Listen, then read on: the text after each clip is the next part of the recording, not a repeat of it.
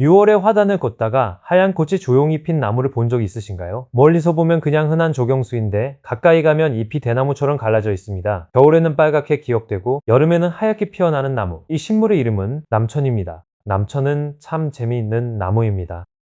사람들은 겨울의 붉은 모습만 기억하지만 사실 6월의 남천은 전혀 다른 얼굴을 보여줍니다. 초록잎 사이로 작은 흰 꽃이 모여 피고 가지 끝에는 은근한 기품이 있습니다. 화려하게 튀는 꽃은 아닙니다. 그런데 이상하게 한번 눈에 들어오면 다시 보게 됩니다. 예전 어르신들은 이런 나무를 그냥 예쁜 화단나무로만 보지 않았습니다.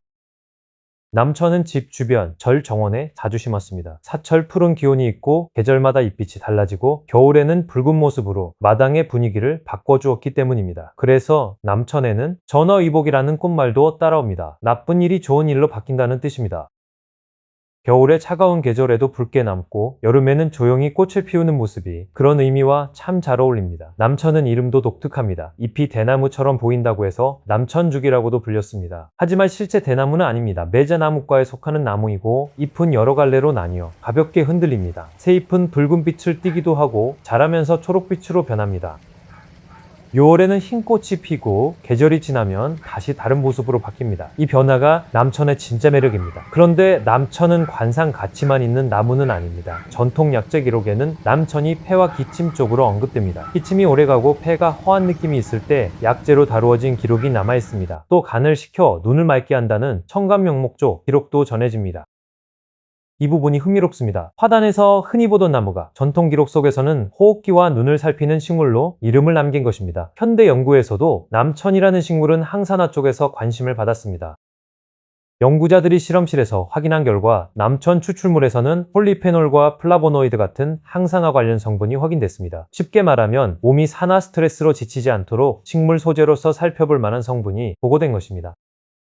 그래서 남천은 그냥 보기 좋은 나무로만 끝나지 않습니다. 전통 기록에서는 폐와 기침, 눈을 맑게 하는 쪽으로 언급되고 현대 연구에서는 항산화 성분 쪽에서 다시 관심을 받고 있습니다. 하지만 여기서 꼭 기억해야 할 점이 있습니다. 남천은 함부로 먹는 식물이 아닙니다.